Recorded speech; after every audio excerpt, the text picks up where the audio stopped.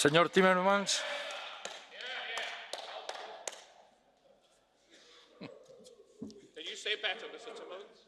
I'll try. Well, you don't Hurry up. say. I'll try. I'll try. Part of democracy is letting other people speak when they have the Yes, but floor. we're not allowed to speak, so I'd be banned from speaking. I wish I had. The Polish people decided to join the European Union. The Polish government signed the treaty. It was ratified by the Polish parliament, elected by the Polish people. And that treaty comes with rights and obligations. And one of the obligations in the treaty described in Article 2 is to respect the values and fundamental rights in the European Union. One of these elements is the rule of law, and the rule of law cannot exist if you do not have a separation of powers and an independent judiciary.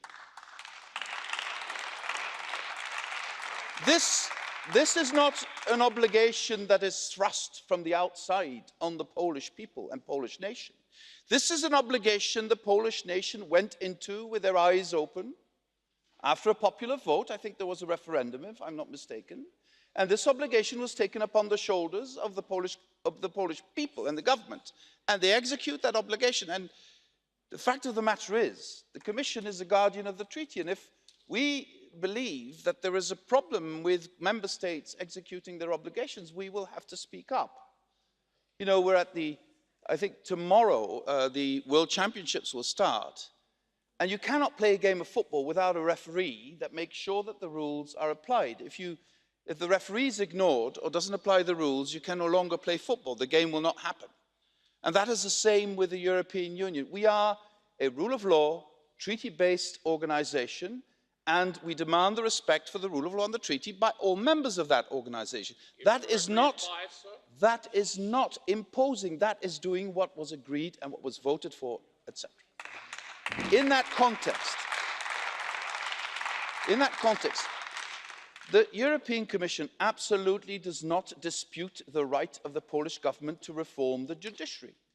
And there might be very good arguments to reform the judiciary if it is slow, for instance, if it is not delivering the results people expect from it. But in reforming the judiciary, you still need to respect the independence of the judiciary. If you believe that through putting the judiciary under political control, you can make it a better judiciary, you are wrong and you are violating your own obligations under European treaties. And that is the core element of our discussion with the Polish government. Let me be clear, we do not dispute the right of the Polish government to reform its judiciary. But in doing so, it should not infringe upon the independence of the courts, upon the independence of the judiciary. And I put before you today very concrete concerns we have. I've been very specific. That is why it took me some time, and that is probably also why I made that mistake. But when we do this in good spirit. We want to have this dialogue. That is why I am traveling on Monday to Warsaw. That is for me very important, because I hope we can find a solution. And it is true what you have said, sir, that with the new Prime Minister, a new era started, because this Prime Minister is willing to at least talk to us and discuss with us and look for ways out. But where I do not agree with you, sir, this is not horse trading. We are not talking about you give a bit here and then you give a bit there. We are talking about the independence of the judiciary and the rule of law, and the Commission just tries to maintain standards and wants to help Poland avoid a systemic risk to the rule of law. That is our duty. I am bound to that duty. I will do my utmost. And frankly, I have been trying for 2.5 years. You can't fault the Commission for not trying to find a way out through dialogue. I've listened very carefully to Parliament today. I've taken careful note of your remarks. I will also inform the Prime Minister when I see him on Monday about your remarks, and I will hope together we can then find a solution. But if we cannot find a solution, the Commission will have to stand firm on these issues. Once again, not an imposition from the outside. It's just holding a member state to the agreement they have joined in freedom They have ratified in freedom in their parliament.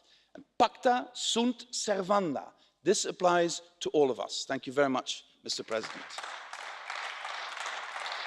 Gracias. Señora Panayotova.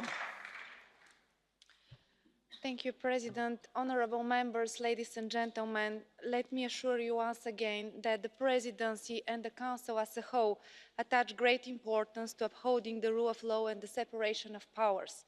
They are at the heart of our principles and values. We believe that the dialogue should continue, and we very much hope for a positive outcome. As I mentioned during my intervention, the issue will be on the agenda of the General Affairs Council on the 26th of June.